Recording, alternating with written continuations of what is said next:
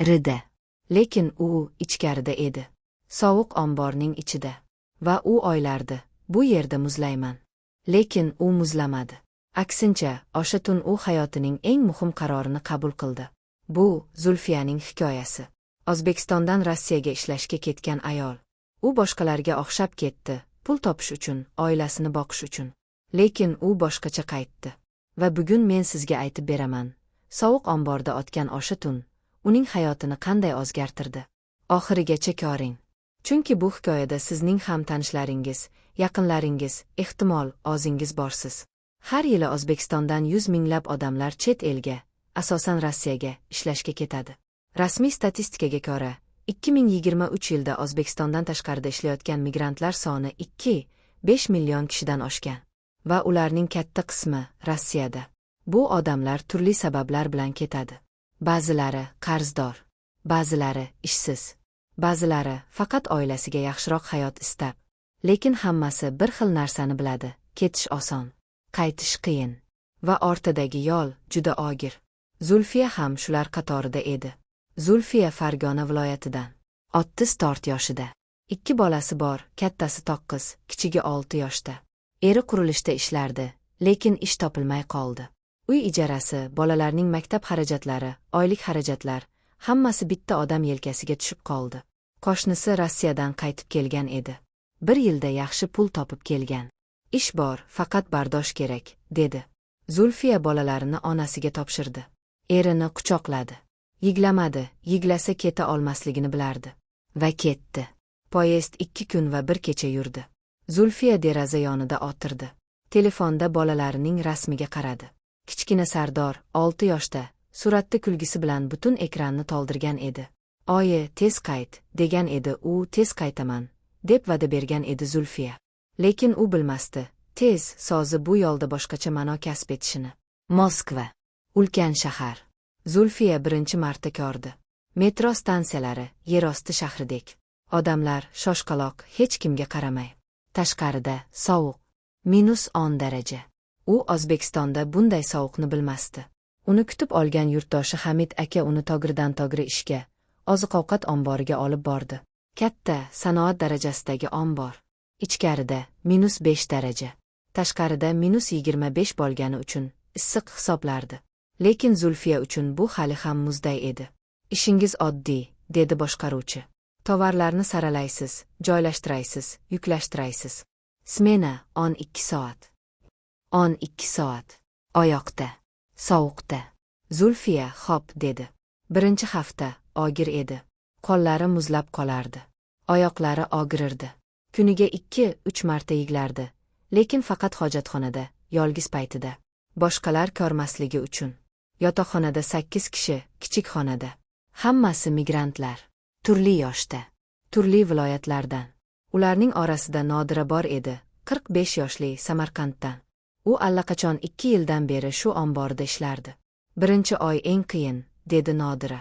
Keyin ko'nasan. Ko'namanmi, deb so'radi Zulfiya. Ko'nasan.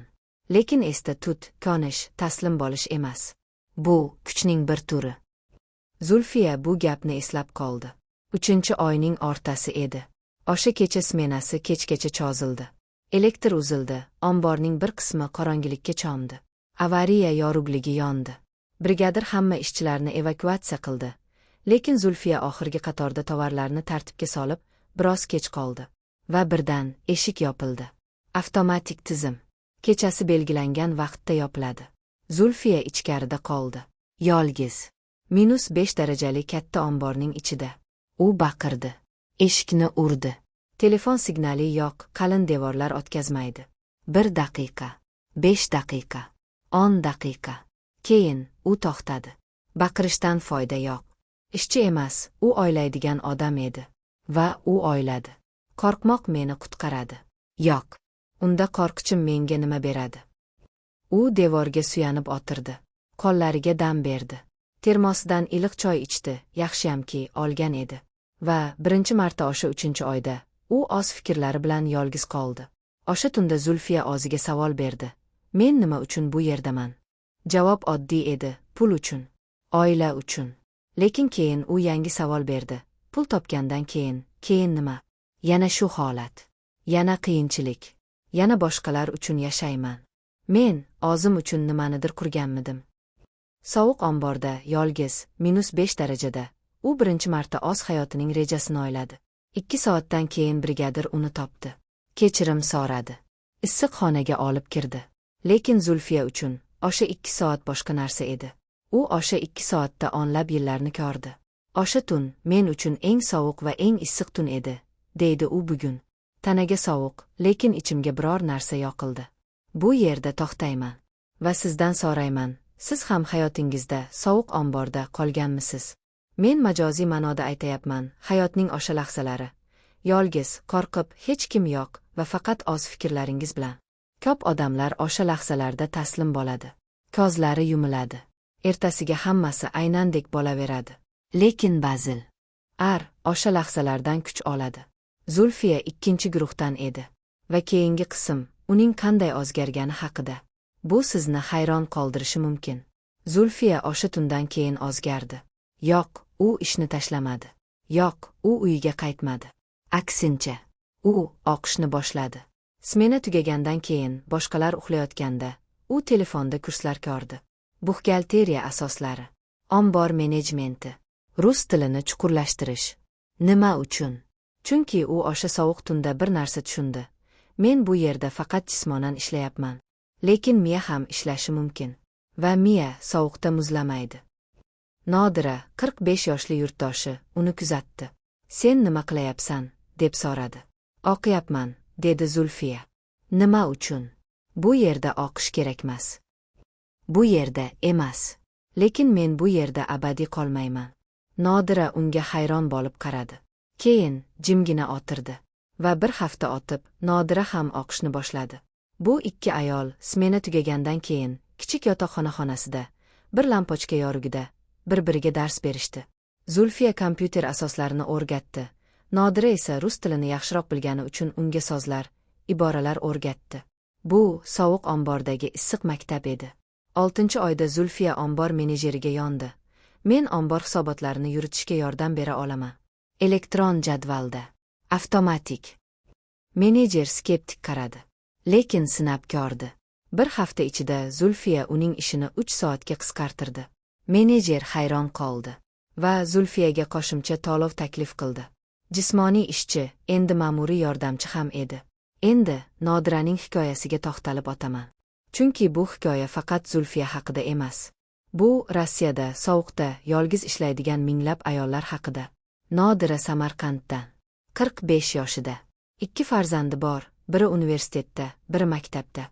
Eri vafot etgan. U yolg'iz ona. Rossiyaga ketishiga 2 yil bo'lgan. Har oyda pul jo'natadi. Har kecha farzandlariga video qo'ng'iroq qiladi. Ular meni o'tkazib yuborishmaydimi? deb so'radi Zulfiya bir kuni. O'tkazib yuborishadi, dedi Nodira. Lekin ular bilishadi, bu vaqtinchalik. Men ularning kelajagi uchun ketganman. Kelajak uchun o'z buguningizni qurbon qilyapsizmi? Nodira bir zum o'yladi. Keyin dedi, yo'q. Men farzandlarimga ko'rsatyapman. Qiyin paytda ham tik turish mumkin. Bu eng katta dars. 8 oydan keyin Zulfiya uyiga qaytdi. Lekin u ketganidan boshqacha qaytdi. Pul bor edi, albatta. Oilaning 1 yillik xarajatini qoplardigan miqdorda. Lekin undan ham muhimi, u boshqacha edi. Aeroport. Sardor, kichkina Ogli yugurdi. Zulfiyaning qo'lidan ushlab, "Oyi, sen ketganda men yigladim. Lekin buvim dedi, siz botir ayolsiz." "Buvingiz togri dedi Zulfiya. Ko'zlari yashlanib. Uyga kelgandan keyin Zulfiya biroz dam oldi. Lekin u to'xtamadi. U mahallasida kichik buxgalteriya kursi ochdi. O'zbekistonda ko'p ayollar hisob-kitob bilimini bilishmaydi. U o'rgatdi. Keyin onlayn xizmat. Mahalliy kompaniyalarga ombor hisobotlarini yuritish. 8 oy Rossiyada o'rgangani, endi O'zbekistonda daromad manbaiga aylandi. Nodira hali Rossiyada. Lekin ular telefonda gaplashishadi. "Siz ham qaytasiz", dedi Zulfiya. "Qaytaman", dedi Nodira. "Lekin farzandim universitetni tugatguncha bir oz yana chidayman." "Chidash, taslim bo'lish emas", dedi Zulfiya. Nodirani oz gapini qaytarib. Nodira kuldi. "Siz mening gapimni yodlabsiz. Siz menga eng muhim darsni o'rgatdingiz. dedi Zulfiyaning hikoyasini eshitib ne o'ylayapsiz? Shunchaki baxtsiz migrant ayolning hikoyasimi? Yo'q. Bu sovuq omborning ichida, yolg'iz, qo'rqib o'tirib, menda boshqa imkoniyat bormi? deb so'ragan va ha javobini topgan ayolning hikoyasi. Bu hikoyadan men 3 dars o'rgandim va sizga ham ulashmoqchiman. Birinchi dars: qiyin sharoit sizni yo sindirar, yo yasar.